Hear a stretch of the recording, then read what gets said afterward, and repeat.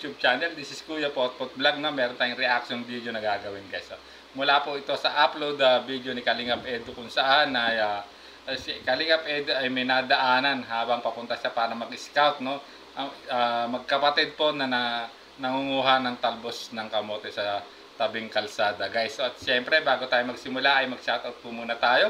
May galap shoutout po sa ama ng Kalingap na si Kuya Bal Santos Matubang, Ate Edna Vlogs, Kalingap Rob, 10 na kanyang mga kasamahan. At siyempre, may galap shoutout po sa lahat ng sumusuporta sa buong Team Kalingap. Isang mapagpalang umaga, tanghali o gabi mga Kalingap, saan mo kayong sulok ng mundo naroon, ay naway lagi po kayong gabayan ng ating poong may kapal. So guys, let's go. Simulan na natin ating reaction video, no? Anong problema, may mga bagay na hirap ka ba kung sa sa school, kung halimbawa mga bayarin or something? Mga bayarin. May babayaran din po nga kami ngayon. Kaya po, kami ngayon, hanap po ng mapagkakakitaan. Kaya pala. Sa mga project po, minsan po, nakikiusap na lang kami sa po sa amin at wala man po kayong maibayad. Walang maibayad. So ayun guys, no, tinanong po ni Kalingap Edu yung dalaga, no, na nadaanan niya, no, na nangunguha ng talbos, ano yung mga pangangailangan sa eskwela, no, nitong dalagang ito. Ito nga pala ay si Arjen, no, 17 years old ata. Kasama niyang bata po dyan ay si Jerome, no, ang kanyang nakababatang kapatid na lalaki guys, no. So yung nagkwento si Arjen, ang kanyang talagang hirap talaga sa mga bayarin sa eskwela, mga project, minsan ay nakikiusap na lang daw sila guys. So kaya pala ganun siya kasiga-siga mag-aral guys, no. So dahil may pangarap talaga siya, kita nyo naman guys, no, nananalbos, no guys. So sundan pa po natin. Minsan malaman din po kaming baon ay. Walang baon. Grabe. Kaya po, tudo-porsige po kami para makahanap ng magkikitaan pera. Para po. So ayun guys, no, minsan wala silang baon kaya sila napipilit na magporsige na may pagkakitaan para may magkaroon sila ng pambaon magkapatid guys. Grabe. Kaya pala, no, talagang kahit gitna na ng tirik ng araw ay nangunguha pa rin sila po ng talbos ng kamuting kahoy po ata to, at parang kanilang ilalako guys. So sundan pa po natin. May pambaon din po kami ng kapatid ko. Saan kayo nakatira? Doon po sa may sa sentro po. Diyan sa sentro.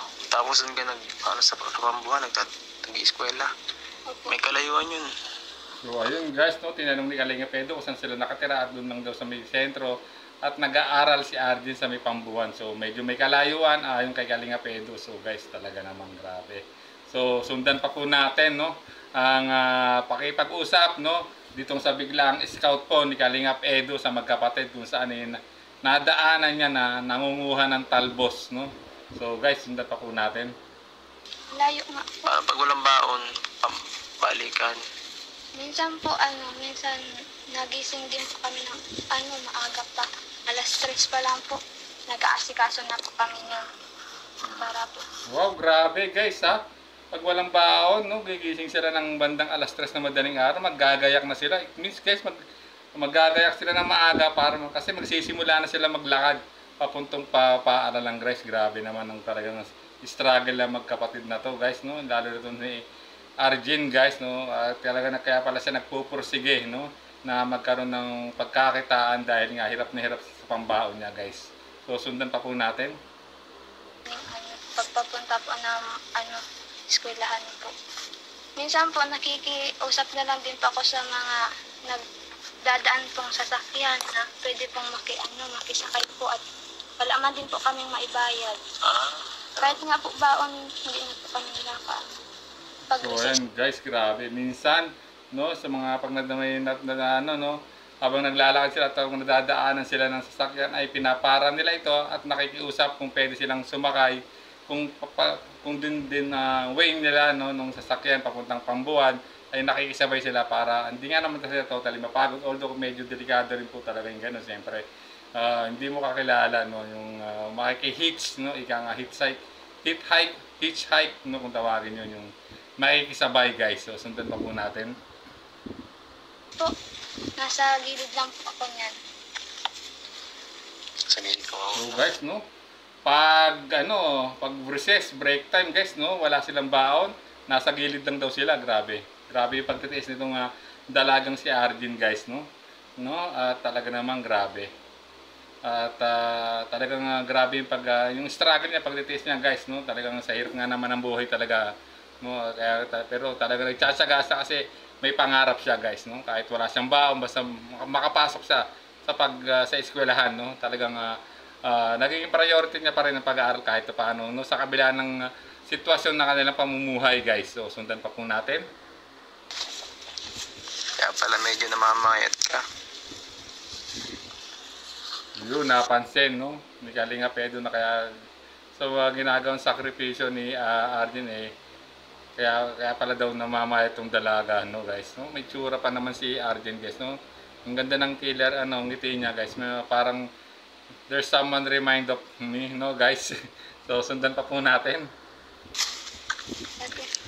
Hindi ka naiingit sa ibang ka-eskwela mo na parang Minsan po, okay ang estado. din po minsan. Naiinggit din po. Kasi po sila,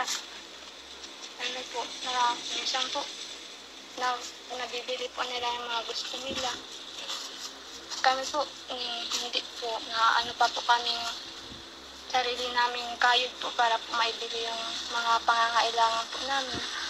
So ayan guys, no, at tinanong din ni Kalinga po kung naisip ba nila minsan na mainggit din sa ibang estudyante na medyo mas nakakaangat ng konti sa buhay kaysa sa kanila. At yun, no, tahasang sinagot po ni Arjen na rin naiingit din siyempre guys, no, siyempre na kahit paano siyempre gusto mo rin din na may meron ka din dun sa mga pangangailangan na kailangan mo.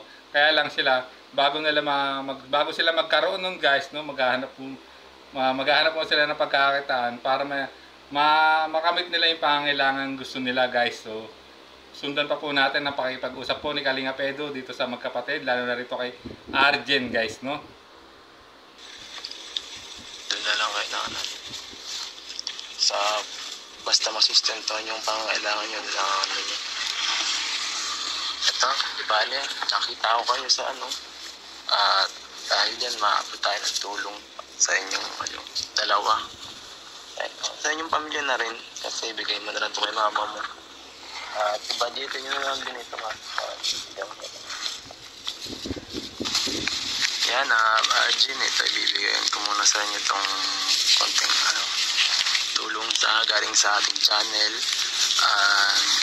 Galing ito natin sana makatulong sa inyo. Po yan, 1,500 po yan mga kalingap. Ang bilhin natin, malaking bagay po. So ayun guys, no, inabutan po ni Kalinga Edu, no, ng konting tulong, no, na sana na pang-budget po nila Arjen, no, halagang 1,500 pesos mula sa kanyang kita sa kanyang YouTube channel guys. Grabe naman, napaka talaga ni Kalinga Edu. Pusong kalingap talaga guys, no. At talagang ako'y talagang hanga po kay Kalinga Edu guys. So sundan pa po natin. Kahit makasuporta ka kahit pa paano. Yan, anong masasabi mo Arjen? Maraming salamat po. Hindi ko nga po inaasahan na magkikita mo po kami yung dalawa na ganito po yung ginagawa namin. Yan. Ako si Kalinga Edu, kung di nyo pa alam. Kalinga Edu. So ayun guys, no, nagpasalamat siya, no, si Arjen, na hindi niya inaasahan na magkakaroon siya ng biglang biyaya, no, na nila magkapatid, no, ngayong araw na yan guys. At doon din oras na yan ay nagpakilala na po si Kalinga Edu guys. So sundan pa po natin ang pakikipag-usap po ni Kalinga Edu sa dalagang si Arjen. Sa kay Kalinga Prab, sa group kay Kalinga Prab. Yan, di mo na alam. Alam ko po yun. Ay, alam mo yan. Buti naman. Nakapanood ko din po yun. Buti naman. Kuya Rap po. Ayun, buti naman at pamilyar po ang dalagang si Arjen sa Team Kalingap. at kilala si Kalinga Prab, no? At napapanood niya yung mga upload videos nito guys. So ayan, no, magandang pagkakataon to at talagang luckily, no, na nadaanan sila ni Kalinga Edu at talaga naman sigurado po na ito ay matutulungan po ng Team Kalingap, no? Siyempre sa pangunan ng ama ng Kalingap na si Kuya Balsanas Matubang, Ate Edna Vlogs, Kalingap Rab, no? At siyempre ni Kalingap Edu rin, no? Talagang di inaasahang na may iskap niya itong dalawang magkapatid dito habang siya nagmumotor papunta or maghahanap ng may scout at na yun, namataan niya yung dalawang itong magkapatid na nangunguha ng talbos. At ayun, nalaman din niya na inilalako nila yung talbos para magkaroon to ng baan yung magkapatid guys. So sundan pa po natin. Yan kami ang grupo nila Kalinga Prab. At yan, pag mga wala kaming yan, nag-i-scout kami, naghahanap kami ng mga deserving na tao na pwedeng tulungan para hindi mas mapalawak yung pagtulong. At buti na lang talaga nakakita rin kita at nakapag nakatulong tayo kahit paano sa iyo. So yun, no, luckily talaga, no, sabi ni Kalingap Edu nakita itong magkapatid na itong si Arjun na kanyang nakababatang kapatid na si Rom, no, ni Kalingap Edu. At ayun guys, no, sigurado na talagang ayan, no, at inabutan ng konting tulong at ayun, posible, no, na maging isang beneficiary rin po ito ng Kalingap, no, nagkataon guys, no, at talaga namang deserving, no, itong magkapatid na to, natulungan naman talaga guys, grabe. Talagang kita nyo, napakasipag ng mga magkapatid guys, no, nangunguha ng talbos para may pagkakitaan at may pambaon sa pagpasok sa eskwela guys. So sundan pa po natin ang pakipag-usap ni Kalingap Edu guys, no. Yan, Toy, okay ka lang? Ay, pagod ng gawa niyo. Nakapagod, no? Ako wala akong ginawa pero ako napagod ng todo. Kahit nga po maulan, kahapon po. Naghahanap po kami doon. Saan po kami naghahanap. Grabe ang ulan kahapon, naghanap pa kayo.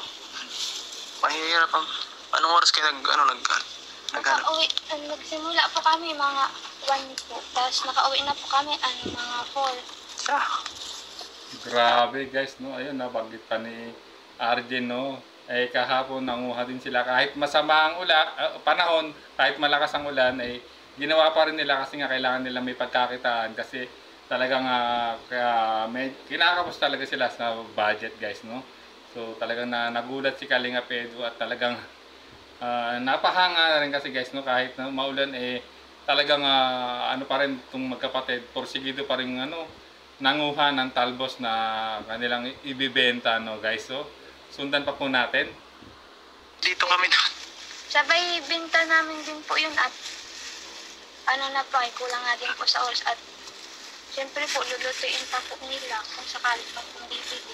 Oo, grabe talagang sipag nito. So ayun guys, no, at ayun nga yung nakuha nila kahapon, no, kahit masama yung panahon ay pinipili na kaya sila namitas pang nila, no, sa kanilang bahay, pangailangan, no, pambili ng bigas o pambili man lang ng ulam guys. Kaya although alanganin talaga yung pagpunta nila kasi masama yung panahon, alauna ng hapon at kasagsagan ng ulan, ika nga sabi ni Kalingap Edu pero itong magkapatid porsigido pa rin kumuha ng talbos, no, at mailako para makapili sila ng pangkain or no, yung pangailangan nila sa bahay guys. So sundan pa po natin ang pakipag-usap po ni Kalingap Edu. Deserve talaga. Huwag kang mag-alala. Hindi pa to ako huling pag bisita ko sa inyo. At malay natin susunod may mga magpaabot sa inyo ang tulong. At deserve nyo naman matulungan at masisipag kayong bata. So ayan guys, no. At nangako si Kalingap Edu na hindi pa yung una at tuloy nila pagkikita, bibisita pa rin si Kalingap Edu sa kanila, no, sa bahay nila Arjen, no. Siyempre para makita talaga yung sitwasyon at siyempre katulad sinabi ni Kalingap Edu, hindi ito yung una at tuloy na pagpunta niya, no, pagtulong ng Team Kalingap, kundi simula pa lang ito guys, no. Malay po nga natin talaga at magkaroon pa ng mga sponsor na magpapaabot tulong po dito kala Arjen guys. So sundan pa po natin ang pakikipag-usap po ni Kalingap Edu sa bago niyang na-scout, no, na si Arjen guys. At kasi talagang sa sinabi nyo, masipag kayo mag-aaral dahil sabi nyo, umaga pa lang, nag-aasikaso na kayo, nakikiusap kayo sa mga driver para makasakay, para sa makapasok. Kasi yung iba yan, tatamarin na yun eh. Ibig sabihin, Sige din po makapagtapos para din po kay mama at saka papa po. ibig sabihin may pangarap ka. Ano pangarap mo, Arjen, paglaki mo? Yung isang guro. Guro. Yun guys, no? Kaya nagpupursige talaga siya kasi may pangarap talaga siya. Pangarap niya maging guro. Yun nga, napahanga si Kalingap Edu. At sabi niya kung iba-iba lang daw ay umayaw na. Pero ito si Arjen kahit na nahihirapan guys, no? Yung talagang dumidiskarte, no? Na makapaghanap ng pagkakakitaan para may pantustos sa pag-aaral at sa pangangailangan din sa gastos din sa pamilya, ay hindi siya nawawalan ng loob, kundi lalo pa siya nagpupursige sa pag-aaral, at kasi guys may pangarap siya, pangarap niya maging isang guro balang araw guys. So sundan pa po natin ang pakipag-usap po ni Kalingap Edu kay Arjen, Push mo lang, kaya mo lang yan, huwag ka lang magsusuko. At supportahan ka ng team, ng channel ko, susuportahan kita para kahit paano ay mabawas-bawas yung pagod mo sa dito. So ayun guys, nangako na si Kalingap Edu, susuporta ng Team Kalingap at ng channel po ni Edu, susuportahan niya sa itong ibang pangangailangan ni Arjen guys, para matupad talaga ni Arjen ang pangarap niya na na maging guro kasi napakasipag mag-aral guys. So ayun na rin po kay Arjen at ayun na may palawanag din po kay Kalingap Edu, grabe. So sundan pa po natin ang pakipag-usap po ni Kalingap Edu kay Arjen. Sa pag-aaral dito, hindi ka na masyado mapagod kasi dapat medyo may pahinga ka rin dapat kahit linggo. Kasi ngayon po, linggo mga kalingap, pero siya nagkakayod pa, Sabado-Linggo. Sabado-Linggo po. Yan bang klase? Lang naman po ang walang pasok ay. Walang pasok, mga karaniwan sa mga normal na estudyante, pahinga. Sa kanya po, may trabaho pa. So napapahanga talaga si Kalingap Edu. Pero just imagine, Sabado-Linggo, instead na nagpapahinga itong sila Arjen na naghahanap ng pagkakakitaan, katulad ng paghahanap nga ng talbos, kung saan na pwede nilang makuha, katulad yan sa daan na yan, talagang medyo marami-rami na rin yung nakuha nila at isasaayos para mailako na yung kanilang na pitas na talbos guys, at talagang napapahanga po si Kalingap Edu sa determinasyon po ni Arjen guys, sa kabila ng kanilang nararanasan ay pa rin, positibo pa rin ang pananaw sa buhay na balang araw ay makapagtapos siya ng pag-aaral guys, So sundan pa po natin. Kasi po mga kalingap. Yan, Para po may pambaon po bukas. Pambaon. Lunes na naman. Sige po mga kalingap, yan. Ayun po mga kalingap, salamat po. At yan po si Arjen, ang bago nating tutulungan dito sa lugar ng Tarom. Ay, because tama yun. Si Arjen, bago natin tutulungan sa ating channel. At salamat po sa pagsuporta sa YouTube natin, sa YouTube channel, dahil po sa inyo ay marami po tayong natutulungan ng mga deserving na tao. Gaya po nila, magkapatid na to, napakasipag, kahit bata pa. At sige po mga kalingap, thank you so much po. So ayan, nalaman natin talaga pinakilala na Kalingap Edu officially, yan, tutulungan ng channel po ni Kalingap Edu ang magkapatid na si Arjen at si Jerome. So abangan pa natin ang mga susunod na na pagbisita po o update po ni Kalingap Edu sa magkapatid na to na si Arjen at Jerome, na talaga namang grabe, napapahanga si Kalingap dahil sa kasipagan na guys, instead na walang nag-aano sa bahay, nag-stay, pero sila ay naghahanap pa sila ng pagkakakitaan tuwing Sabado at Linggo para may pambaon lang sila, At nalaman din natin guys na grabe, no? Gumigising pa sila ng alas 3 ng madaling araw para maggayak, no? At pumasok ng mas maaga kasi pag wala silang baon, ganun ang ginagawa nila, maglalakad na sila, guys, no? At tulad ng sinabi ni Arvin, wala silang baon, pag break time o recess, nasa isang tabi lang sila, no? Ano na lang, tinitiis na lang yung gutom, guys. Grabe talaga na, kaya sabi nga ni Kalingap, kaya pala namamahat, guys. Pero talagang hanga naman ako sa determinasyon po ni Arjen, no, na makapagtapos siya ng pag-aaral, guys. So hanggang dito na lang ating reaction video, guys. Maraming salamat po. At siyempre sa mga hindi pa po nakasubscribe po kay Kalingap Edu, no, please subscribe to YouTube channel ni Kalingap Edu at hit yung notification bell para laging update, guys, no. At siyempre, no, kung gusto niyo mapanood ang full video nito, guys, no, puntahan niyo po sa YouTube channel po ni Kalingap Edu, no. At siyempre, wag niyo lang pong skip yung ads para makatulong po kayo sa channel po ni Kalingap Edu at para mas marami pa pong matulungan si Kalingap Edu, no. So hanggang dito na lang ating reaction video. Maraming salamat po. This is Kuya Potot Vlog saying bye bye.